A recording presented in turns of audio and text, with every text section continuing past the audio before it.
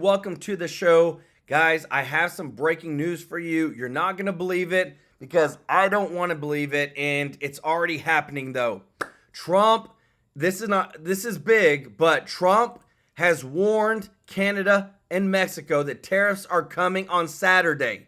So this is huge, guys. This is going to show them that, yeah, I don't know if you knew this, but Canada and Mexico are putting tariffs or have had tariffs on United States between 15 and 20% for years. Now we're putting tariffs on them. But what's even more crazy, guys, is that we already have Mike Johnson, who is negotiating with Democrats on the U.S. debt ceiling. Guys, Mike Johnson, I don't know what's going on. We have a majority in the House, and this guy is over here talking with Democrats about the debt ceiling when we have all the votes that we need to pass whatever we need for the debt ceiling. But this huge bombshell news that's come out, guys, the tariffs are a huge big deal. Mexico, Canada, and China are all getting their tariffs in the next couple of days. If we tariff them, which Trump has it at 25%, this will produce around $400 billion a year in additional revenue for the United States. We bring close to almost $400 to $500 billion of imported goods from China, Mexico, and Canada, all alike every single year. 25% tariffs on everything will increase $400 billion in United States revenue. But this is not only rocking the world for them, there's more to come. On top of Mike Johnson already talking with the Democrats about striking a deal for the debt ceiling. I just don't get this guy. We also have Kash Patel, who said in Congress today that he will investigate to the fullest extent the involvement of Chuck Schumer, Nancy Pelosi in the January 6th riot and hold them accountable. Pelosi refused the National Guard deployment. She controlled the Capitol Police. She withheld evidence from the public and created smoke and mirrors to blame Trump. We also have breaking news that Robert F. Kennedy Jr. reportedly has secured the votes to become the Secretary of Health and Human Services. But for Tulsi Gabbard, it's a harder swing. And right now they're saying J.D. Vance is going to have to come in and be the tiebreaker. We also have Doug Burgum, who has just been confirmed as the Secretary of Interior.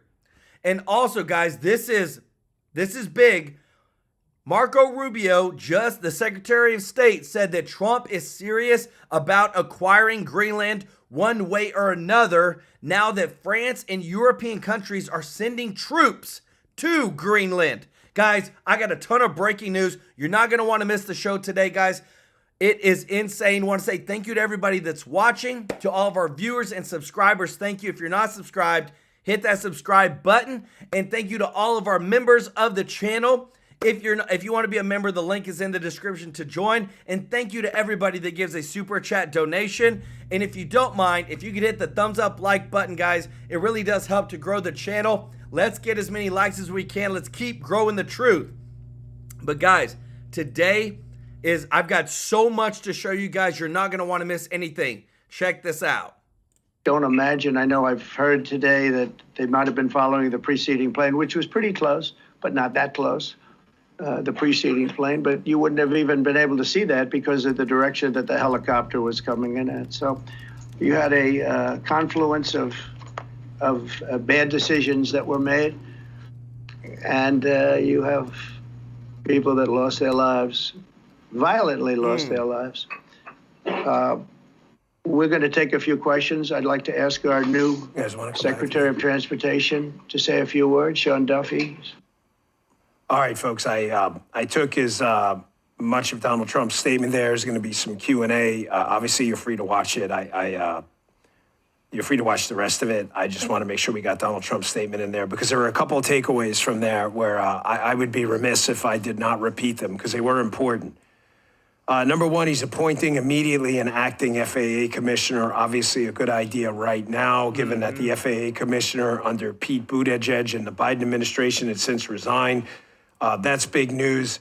He emphasized, I saw some of you in the chat disagree. Again, I have no problem with Trump's communication style. I'm from Queens, New York, like he is. Some of you do, fair enough. Some of you thought that maybe he should have been a little bit more emotional. Fair enough. I'm just telling you that transactional Donald Trump is always transactional Donald Trump. And he keeps reemphasizing and saying this over and over about how this doesn't make sense, common sense, how this aircraft and this aircraft were in the exact same altitude, because he doesn't get it as a transactional guy. How the hell did this happen? And that's what he's asking his people. He just happens to air that. That's just how he is and how he communicates.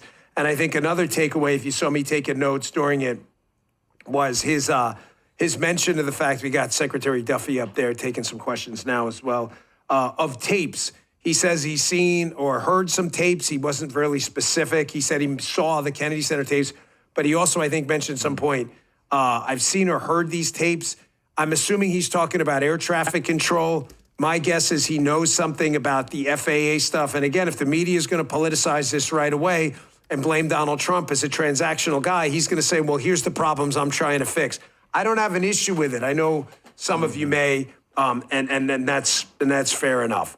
But I don't have any issue with it at all. Want a transactional guy in there. I want to solve this problem. This has been a major disaster, and we need some answers, and I believe he's the guy to get him, along with Secretary Duff. A couple of other things happened yesterday during the hearing as well. This use of the pejorative conspiracy theorist to reference Bobby Kennedy. Ladies and gentlemen, I want you to disregard that completely. It is nothing but a slap in the face designed to discredit a guy who has asked some questions. Some questions he's been right about, some he may be wrong about, we'll see. But Bobby Kennedy addressed this yesterday, and this is exactly how you answer this question. Check this out. Yeah, that's right. You a conspiracy theorist? That is a pejorative, Senator, that's applied to me, mainly to keep me from asking difficult questions of powerful interests. I was told that I was a conspiracy theorist. That label was applied to me because I said that the vaccines, the COVID vaccine, didn't prevent transmission and it wouldn't prevent infection, when the government was telling people, Americans, that it would. I was saying that because I was looking at the monkey studies in May of 2020. I was called a conspiracy. Now everybody admits it. I was called a conspiracy theorist because I said red dye caused cancer. And now FDA has acknowledged that and banned it. I was called a conspiracy theorist because I said fluoride lowered IQ. Last week, JAMA published a meta-review of 87 studies saying that there's a direct inverse correlation between IQ loss. All right, so I'm going to assume I could go on for about a week. Wow. Folks, that's exactly how you answer that question every single time. Wow. Are you a conspiracy theorist? Well, tell me which one of these is a conspiracy, number one, and which one's theoretical, because I seem to have been accurate about all of these. Here's another one. It's my last one from the HHS hearing yesterday. Folks, if we can't make America healthy again, we're not going to have much of a country. If we don't have a healthy country that can defend itself, we don't have a country. We have a suggestion of one. You should never fall prey to this. I want to hat tip Rand Paul last night, who was on the Ingram angle on Fox. And for the first time ever that I've heard, I'm not saying it hasn't happened, answered this question the right way, which Senator Paul always does. Folks, when you talk about healthcare as a right, a capital R right, you are creating an obligation for someone else. We are a country of negative rights. In other words, what the government, the Constitution is what the government can't do to you. Can't invade your home, take your private property, can't take your business papers, it can't infringe on your free speech. Our governing documents are largely documents of negative rights, what the government can't do to you to take away your rights. To declare something a positive right, that the government has the right to declare healthcare right, creates an obligation for someone else. Rand Paul knocked it out of the park last night on the Ingram angle on this. I've spoken about this 1,000 times. Bernie Sanders does this all the time. He did it to Bobby Kennedy yesterday. Folks, healthcare is not a right, and we should be clear about that. It is an obligation for us as a moral people to find a way to get good quality healthcare. Declaring it a right legally, a big all right, that's what that is. Hey guys, I just want to say thank you so much for your support. We got almost 900 people watching. Guys, if you haven't hit the thumbs up like button, please do so. It helps out so much. Y'all are awesome. Means you can walk into a doctor's office ahead of everyone else and I'm here to declare my right. Is that what you want? This is how you turn around. He asked Bobby Kennedy this yesterday. They do this all the time. Check this out. Senator, I can't give you a yes or no answer to that question. Healthcare a human right? Is healthcare a human right?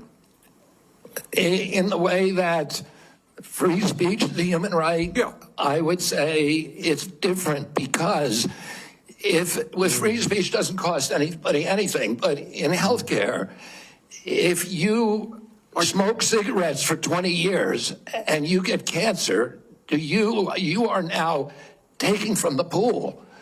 Well, and so right are there. you guaranteed the same right, and if or is there also a duty? I'm sorry. I'd love to talk for an hour with you. We got a few minutes left here. All right. Every other country I know says healthcare, whether you're poor or rich, young or old, is a human right. I'm not hearing you say that. All right, folks, given all that's going on today, I think it's important that we covered what happened at the HHS hearing yesterday. If you're not healthy, there's no point in having a show because you're not going to be here to listen to it, and I'm not going to be here to broadcast it. I thought Bobby Kennedy did a fine job. I hope his confirmation process is not derailed. But again, they're going to ask you that question all the time. When someone asks you if something is a right, you should ask them, have you thought about the obligations that confer on other people when you declare things rights? Because the communists did that all the time, and people starved to death, millions of people, when they declared other people's food their right. Guys, I'm telling you, I'm so ready for these disruptors, guys. I want to show you something super important that is literally rocking the news outlet right now. Thank you so much, Miss B, for the super chat. Let's go. And Andy for the super chat. Y'all show them some love in the chat because Andy said, why don't we get a list of all the senators and congressmen who got large donations and money from the lobbyists and companies like Bernie Sanders who received $5 million already from pharma. 100%. I'm working on that list. So guys, look at this. The whole plane crash, what happened with the helicopter, devastating. But listen to this. Under the Biden administration, the FAA and the other government agencies had absolutely insane hiring practices that endangered the public. This is from Elon Musk. Look at this. New York Post. FAA's diversity push includes focus on hiring people with severe intellectual and psychiatric disabilities. Now, I don't know about you, but when it comes to a plane and when it comes to flying and making sure that planes don't hit each other, we have to make sure that they're the most right up here. But this is what their diversity push was. On top of that, they targeted disabilities and those disabilities that the federal government, as a matter of policy, had identified for special emphasis in recruitment and hiring. They include hearing, vision, missing extremities, partial paralysis, complete paralysis, epilepsy, severe intellectual disability, psychiatric disability, and dwarfism. Guys, you cannot make this stuff up. We are on the verge of reshaping the entire country because it was going to crap under Biden and the Democrats. You just saw, I showed you the receipt. Their government was crazy. And not only that, guys, listen to this because we are on a new path. Check this out. What a day. We haven't, and here's what was so powerful about it is that, and we hope that we tried to do is kind of like NFL Red Zone. We tried to cut in the first hour, President Trump came in the second hour. But if you looked at the intensity, and what we do is really focus on the Democrats because they're coming in with these vicious questions, cheap shot questions, not really looking for an answer.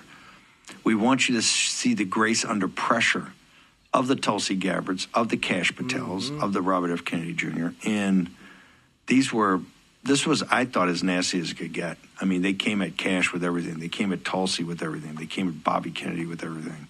And I would tell President Trump, I think your folks came through with flying colors. Given what it was, and some people got dinged up, there's no doubt about that. I got a few scuff marks. I don't think anything came close to not expediting these and get the committee votes as soon as possible, and let's get them to the floor. President Trump said that when he gave the remarks today about the tragedy at what happened at outside of or over top of Reagan National Airport here in the nation's capital, right over the Potomac. This horrible tragedy. President came in at 11 a.m. and really from, I guess, closer to 11:30. He was late. 11:20 came in, but held like a 35-minute press conference. And I tell people that, particularly with his audience, The sunshine patriots and the summer soldiers are always going to be with us. And you just have to accept that. And the parties, and they just don't let it bother you. You're the backbone. And you're the key part of this movement because you will always answer the trumpet's call and be there when you're needed. And you're going to be needed to get these confirmations across and also to have President Trump's back. You could see the beginning if you look at the last 48 hours. They're feeling their oats. President Trump's victory had really smashed his self-confidence. I think they started to realize that they'd had their hands on the levers of institutional power.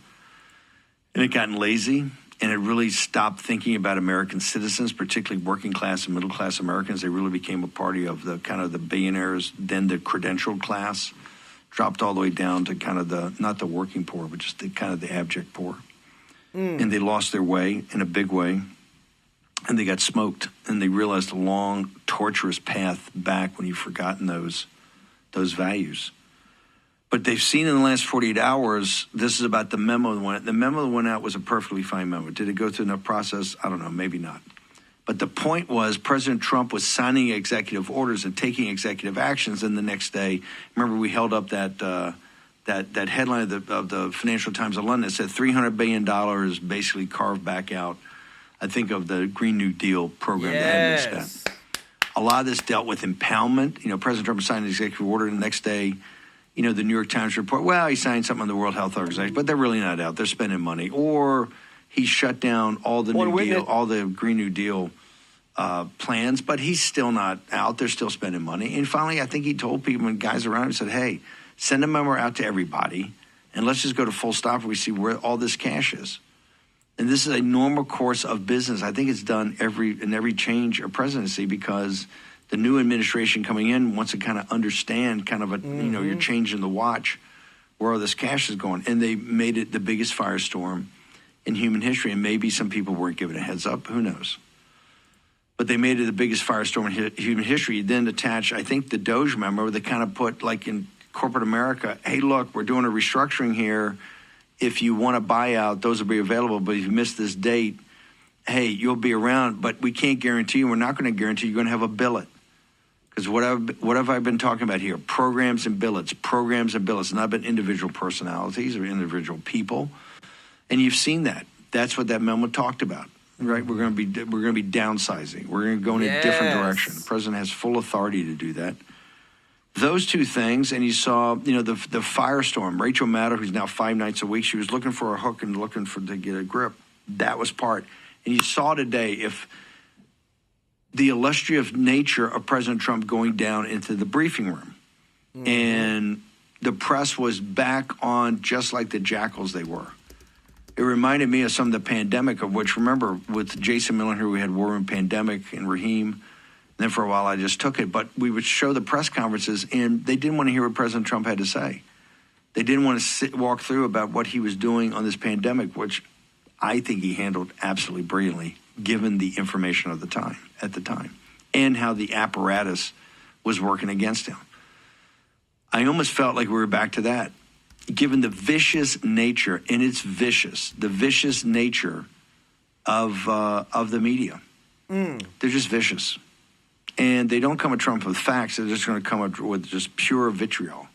So we have to, and I think today, I think they got lit today. So I believe, and I keep telling people, I said, look, you're going to really know who has President Trump's back and who's in this movement by grinding through the next couple of weeks. We get all these confirmations that got to get done.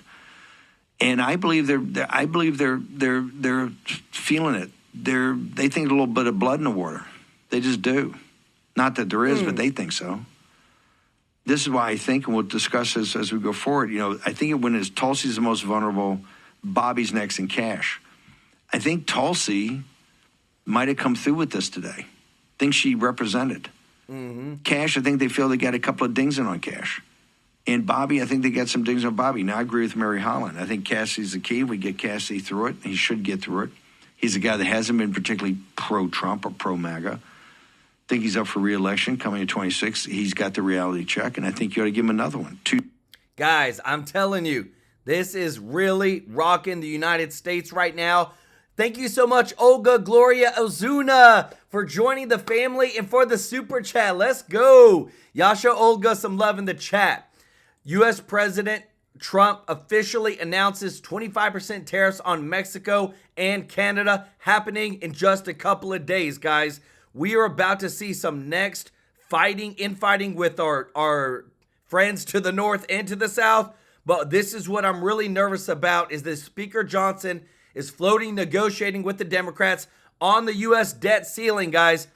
I don't understand how it is that we literally have the majority, but we still are having to negotiate with who? The Democrats, to try to get all the votes that we need. And want to say, guys, thank you so much for your support. We literally have almost 1,200 people watching. This is amazing. If you don't mind, click the thumbs up like button. It really does help the channel out so much, guys. Today, the deep state got hit and smacked in the face with the truth, and you're going to love what you're about to see next, guys, because we are seeing the truth come out. Check this out.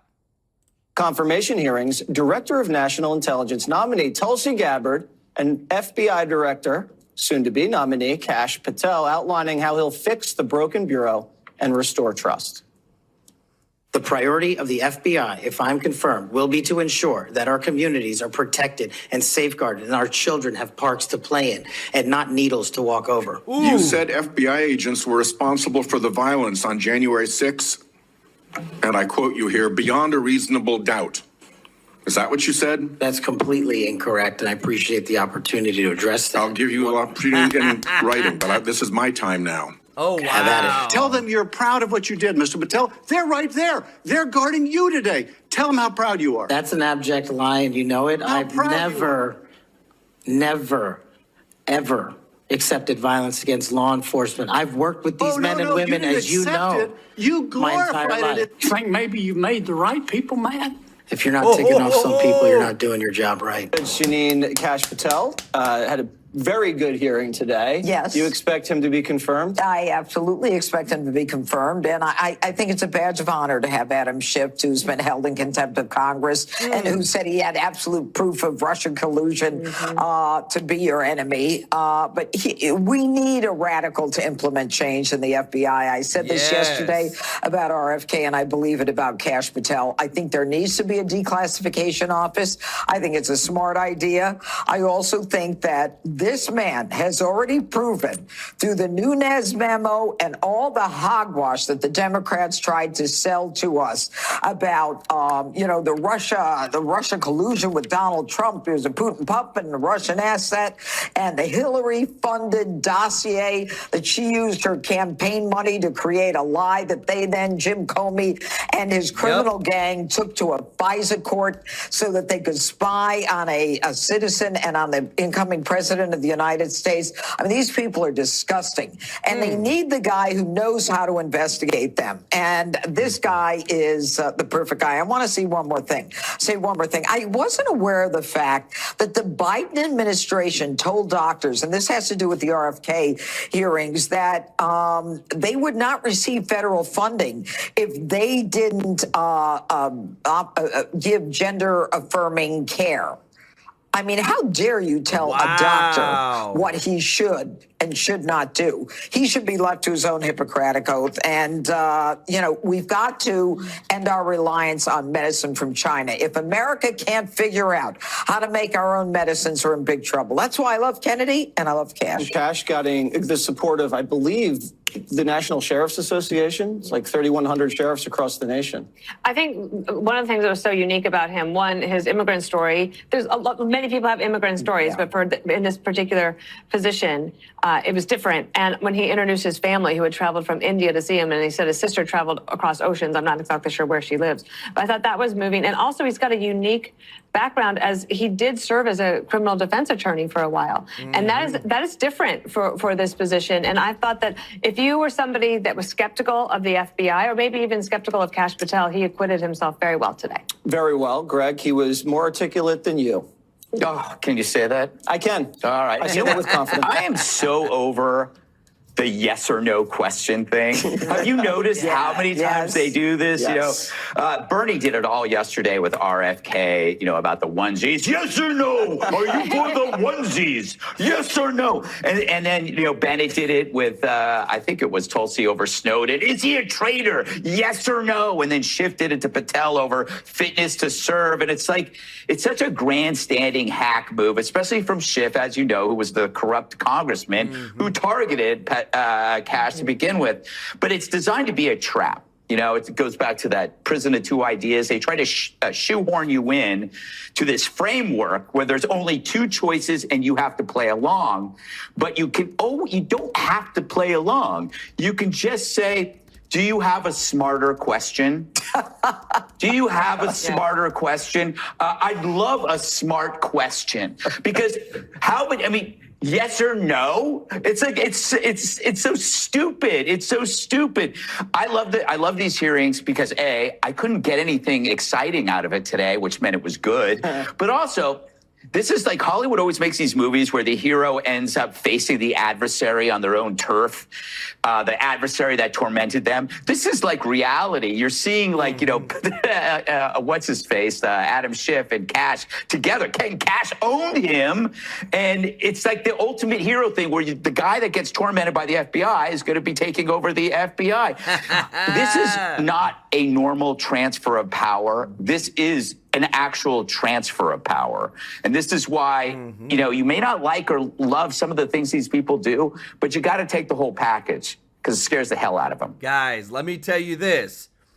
Remember, when I build you a show, guys, I'm going to make sure you're taken care of. I just got some breaking news I got to show you guys.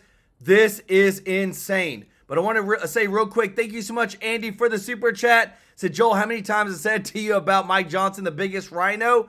And Sherry Garcia, thank you so much for the super chat. So hopefully Dems just increase sell Cash's book. Y'all show Sherry and Andy some love in the chat. So I just showed you that U.S. President Trump officially announces 25% tariffs on Mexico and Canada. This just broke, everybody. And what I'm going to show you, this is nuts. Breaking news, President Trump issues warning to BRICS and threatens 100% tariffs if they attempt to replace the US dollar. Listen to what they just said. We are going to require a commitment from the seemingly hostile countries, talking about the United States, that they will neither create a new BRICS currency nor back any other currency to replace the mighty dollar US. They will face the 100% tariffs, should expect to say goodbye to selling it into the world wonderful US economy. So, I'm sorry, I got the two paragraphs messed up. The BRICS right now are saying that the United States is hostile because of Greenland, because of what Trump has said. Trump is coming out and saying that they're hostile and they better not try to replace the US dollar. We just had it moments ago that Marco Rubio, our Secretary of State, said that Trump is serious about Greenland and that he has said that we are going to get that country one way or another. So now, guys, listen to this, because this is big news.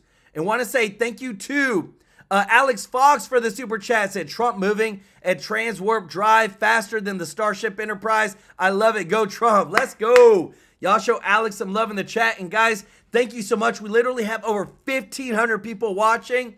If you don't mind, click the thumbs up like button, guys. It really does help the channel out so much. Appreciate your support. Listen to this breaking news. There was a conference call between President Trump and the Danish Prime Minister. It apparently didn't go very well.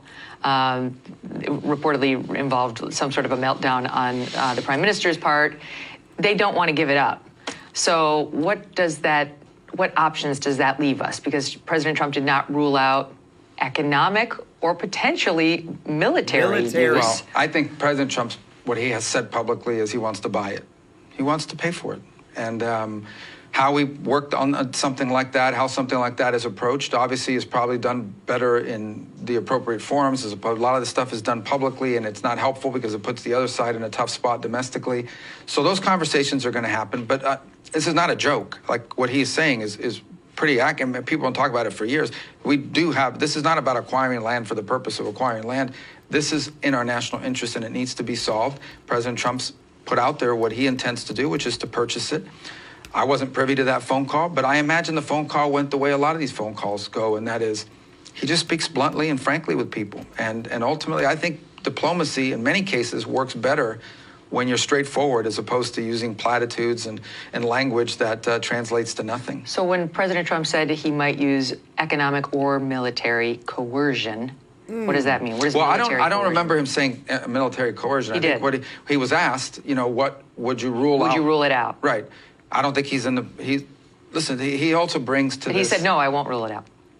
Because he brings to this is a businessman who's involved in politics, not a politician involved in politics. So he approaches these issues from a transactional business point of view. So he is not going to begin what he views as a negotiation or a conversation by taking Anything leverage off off the the table. table. Okay. And that's a tactic that's used all the time in business. It's being applied to foreign policy, and I think to great effect in the first term. I mean, you look at the Abraham Accords, and the Democrats mocked the Abraham Accords when they were made.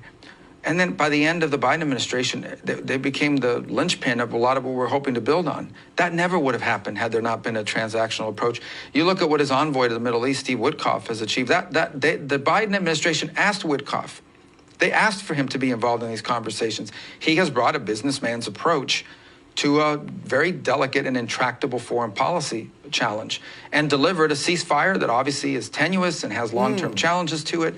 But there are hostages being released every day. That didn't happen for over a year and a half until he became involved. And that's the president's envoy and very close friend who's brought the same kind of business approach to some of these challenges. So let's look forward 4 years. Does the U.S. own Greenland? Yes. We'll see. I mean, obviously that's the president's priority, and he has made that point. I think that what I can tell you about 4 years without getting into specifics, because I don't, you know, we're not in a position yet to discuss exactly how we'll proceed tactically. What I think you can rest assured of is that 4 years from now, our interest in the Arctic will be more secure. Our interest in the Panama Canal will be more secure. Our partnerships in the Western Hemisphere will be stronger. We need to understand a lot of these countries in Central America, they're not destination sites. They are countries that migrants come through, and that these human trafficking rings run people through. It creates tremendous instability for these countries at a tremendous cost as well. They would welcome help in stopping that migration corridor from continuing because it's destabilizing their countries. So I think we're going to have a Western Hemisphere that's more secure, and our national interest in all parts of the world, that's the goal, are going to be more secure from the Arctic to Central America to even Africa and certainly the Indo-Pacific. Guys, this is huge breaking news, guys, because now the European Union is saying and threatening that they're saying that the United States has become hostile because we want to buy Greenland and we want to take back the Panama Canal, and they're literally threatening to replace the US dollar with another currency. And Trump just said, if you do this, this is the breaking news right here, we will put 100% tariffs on you. And guys, realize this. You know why that we don't sell Fords or Dodge or Chrysler or any of our cars in Europe? Is because they have 100% tariffs on us, on the United States. It is time for us to get what's owed to us, but this is huge breaking news because, again, too, Trump's not going to stop. He said, I want Greenland. We are going to get Greenland. He also said, we're going to get the Panama Canal. So I'm very curious to see what happens next. Mary Busby, thank you so much for the super chat. Said, thank you, TrueLife News. Let's go. Y'all show Mary some love in the chat. So guys, check this out. This is big, big news. Today, we've had the hearings for RFK. Robert F. Kennedy Jr. reportedly has secured the votes to become Secretary of Health and Human Services. It was a hard one, guys, but I believe that we're there, and all the talk that's happening behind the scenes is looking really, really good. But again, guys, I'm telling you, the fights, there's lawsuits, there's fights coming, and Trump needs his cabinet. Listen to this, guys, because I'm telling you, what I love is the transparency coming from the Trump administration of letting us know how far the Democrats are going. Check this out. Laura Trump, former RNC co-chair. Laura, any delay to me at this point is ludicrous. today just reminded us of that. Absolutely. We need to get these people confirmed. We need a government that's working alongside the president. You know, the American people made it very clear on November 5th. They want Donald Trump in that White House, and they want a team of people alongside of him who are going to be able to assist him and get a job done. And you saw today, Laura, how important that was. To your point, we saw Defense Secretary Hegseth. We saw Transportation Secretary Sean Duffy out there, and we saw 15 hours after this horrific incident that you had the president of the United States with these two important members of his team there alongside him, able to talk to the American people, able to give them all the information that they had at that moment, but also able to say, we are going to get to the bottom of this. We are not going to let this go on for years and years. We're going to work quickly, and we're going to get answers for the American people and for these families who have been so devastated in the past 24 hours. And I think that you need to really take this into consideration when you look at the people he's trying to get confirmed. We need a robust government. We need them to work alongside Donald Trump. And you're right, Laura, anyone who's delaying that for the reason of politics ought to be ashamed of themselves. Well, the president took a lot of heat today, that's to put it mildly, for bringing up the issue of DEI when, you know, the folks out there were saying, oh, we just need the consoler in chief. We need information, not speculation. But he wasn't pulling that from thin air. I want to show everyone what Biden's FAA deputy administrator had to say back in 2023. Watch.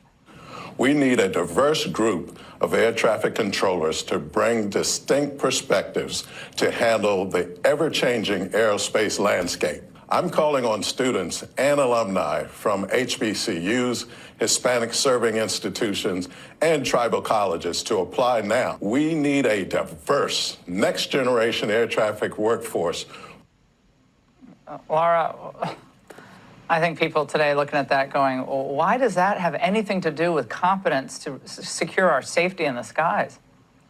Yeah, and your previous guest just dictated the fact that, you know, we have these universities that at one time were the best at training air traffic controllers, and many of them are no longer even functioning because they were apparently too white. That's outrageous. You had Donald Trump today sign a presidential memorandum, and it's shocking he had to do it, but this shows you, Laura, where we are in the grand scheme of things in America to say that we ought to base hirings off of competence and merit. And that's it. And it's crazy that we even have to say that sort of thing. Right. But you look at the way that this sort of stuff has impacted our society. And obviously, it's been a huge problem. Obviously, it's negative. When you are hiring someone for any other reason, then you are doing a disservice to the public. And so we want the best people. We want the most competent people. And we should never be hiring anyone for any job other than the best person for that job. That should be the number one reason. Kash Patel, let me tell you President this, Trump's guys. choice to head the... Let me tell you this.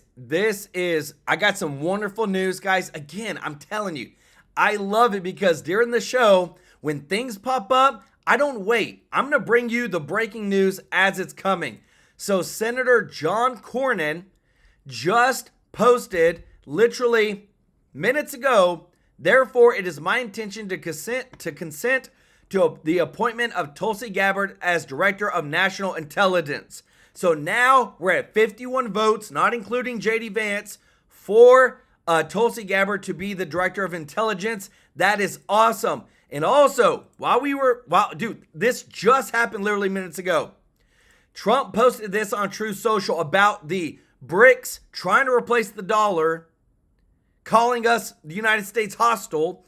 The idea that the BRICS countries are trying to move away from the dollar while we stand by and watch is over. We are going to require a commitment from these seemingly hostile countries that they will neither create a new BRICS currency nor back any other currency to replace the mighty US dollar, or they will face 100% tariffs and should expect to say goodbye to selling into the wonderful US economy.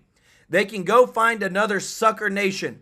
There is no chance that the BRICS will replace the US dollar in international trade or anywhere else, and any country that tries should say hello to tariffs and goodbye to America. Wow. Guys, how fast and responsive is he compared to Biden, guys? It is literally night and day.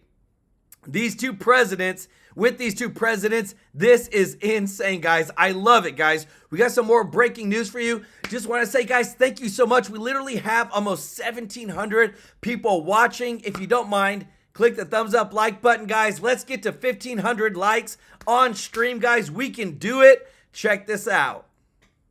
Today, the Trump team took over Capitol Hill. Kash Patel, RFK Jr., and Tulsi Gabbard had confirmation hearings. RFK and Bernie got into it again, but this time it wasn't about onesies. And by the way, Bernie, the problem of corruption is not just in the federal agencies, it's in Congress too. Almost all the members of this panel are accepting, including yourself, are accepting millions of dollars from the pharmaceutical industry. Oh, protecting their interests. I got millions and millions of contributions. They did not come from the executives, not one nickel of PAC money from the pharmaceutical industry. They came from workers. In 2020, you were the single largest because I had receiver of pharmaceutical money. Ooh. Tulsi's up to be Trump's director of national intelligence, and she came out swinging. Those who oppose my nomination imply that I am loyal to something or someone other than God, my own conscience, and the Constitution of the United States. Accusing me of being Trump's puppet, Putin's puppet, Assad's puppet, a guru's puppet, Modi's puppet, not recognizing the absurdity of simultaneously being the puppet of 5 different puppet masters. The same tactic was used against President Trump and failed. The American people elected President Trump with a decisive victory and mandate for change. The fact is, what truly unsettles my political opponents is I refuse to be their puppet. And Kash Patel put on a masterclass during his hearing to become America's new FBI director. Kash is a former DOJ prosecutor and chief of staff at the Pentagon who exposed Crossfire Hurricane and the Hunter Biden laptop cover-up. Let's go. The intelligence agencies actually leaked his personal records as payback. Having been the victim of government overreach and a weaponized system of justice and law enforcement, I know what it feels like to have the full weight of the United States government barreling down on you. I will make sure that no American is subjected to death threats like I was, and subjected to moving their residences like I was, because of government overreach, because of leaks of information about my personal status. If confirmed as FBI director, Mr. Chairman, you have my commitment that no one in this country will feel that pain. Kash has a tough job ahead of him. He has to expose the corruption deep within the government while at the same time fighting crime. We may even get to know the truth about Jan 6th. While you were chief of staff at DOD, how many times did DOD approach Capitol Police and ask if they needed National Guard assistance? I believe those letters are well documented, numerous instances, and in numerous of those instances, those requests were shut down.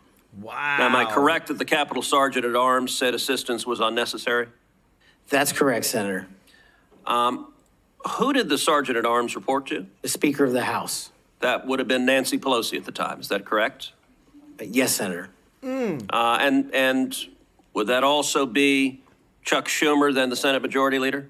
The Sergeant at Arms, yes, Senator. The Democrats fear Kash, and I think you know why. On Joe Pack's podcast, he asked you, the Capitol Police in that fake January 6th committee, they didn't tell the truth, did they? Patel, no, not just them, many others. And lying under oath is a federal offense and they should be investigated for it. Do you believe that about the police officers?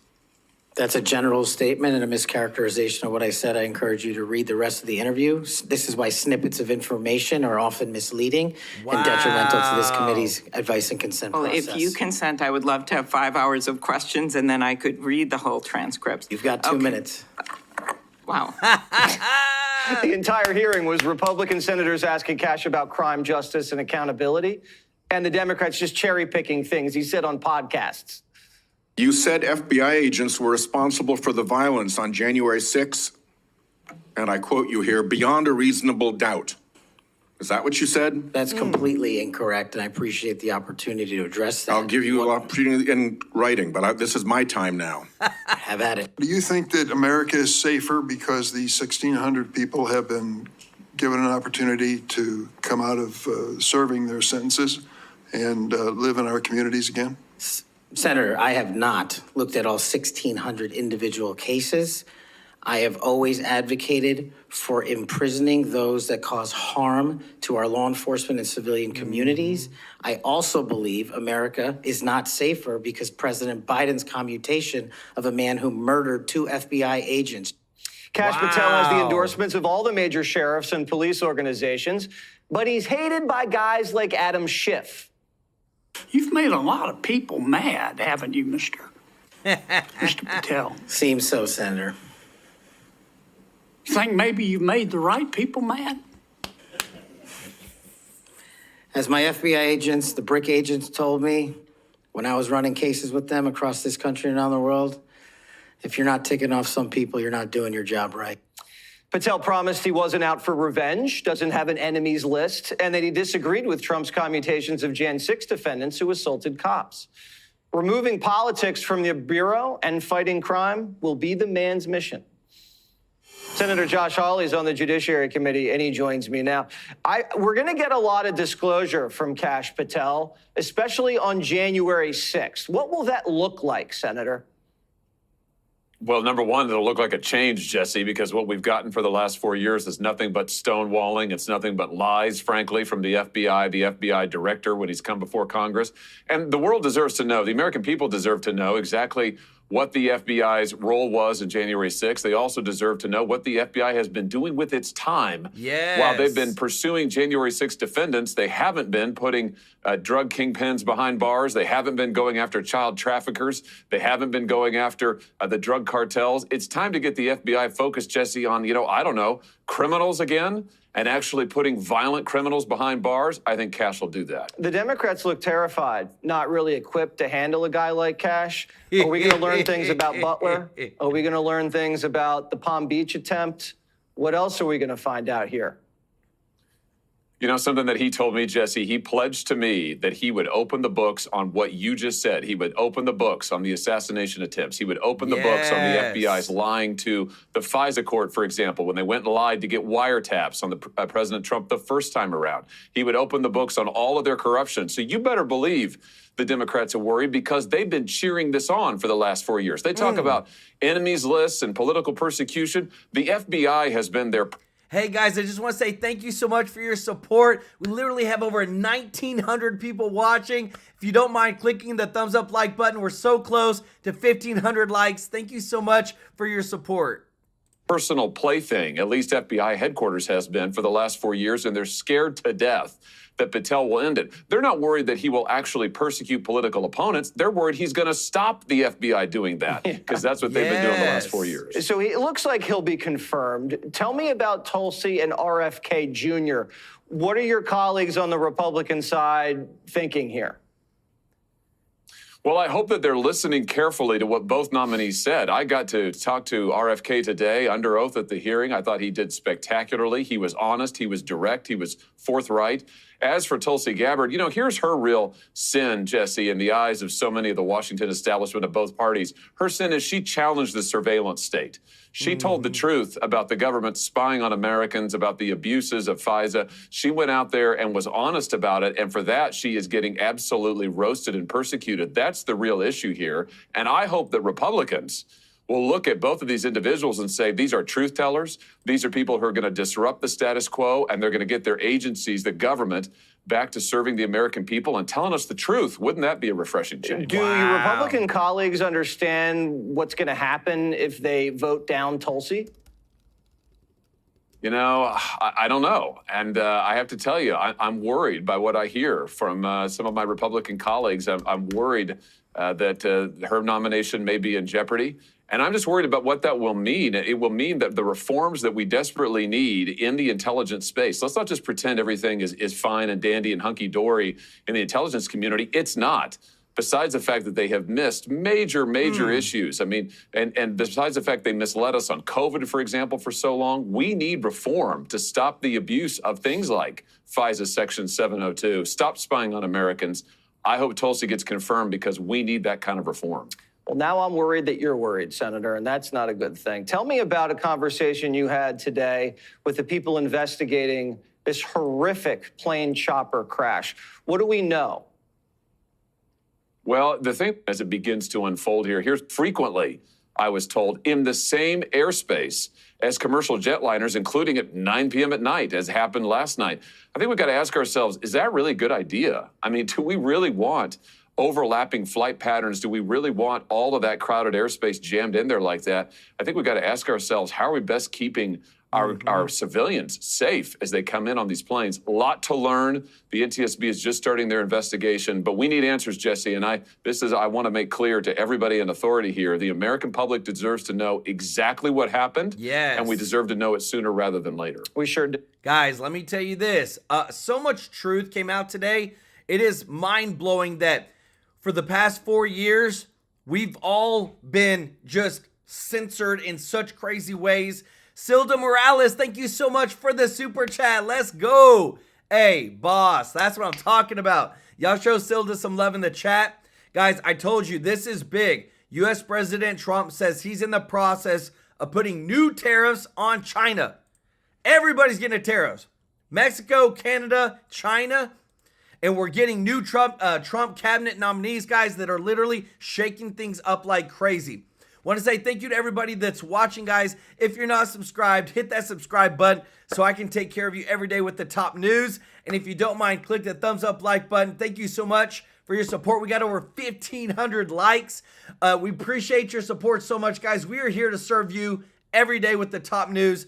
Want to give some love to Miss B, Andy, Olga, Gloria, Ozuna, Sherry Garcia, Alex Fox, Mary Busby, Silda Morales. Y'all show them some love in the chat. Thank you so much for your support of this channel, guys. We just crossed over 163,000 subscribers, but we couldn't do it without you. And remember, we're here to serve you with the breaking news every single day, Monday through Friday, 2 shows a day, one on Saturday, one on Sunday, to make sure, guys, no matter what, we're going to show you things you normally don't see on mainstream media so that you know the truth. Always. We love you. We appreciate your support, and we'll see you in the next one. Take care. Bye-bye.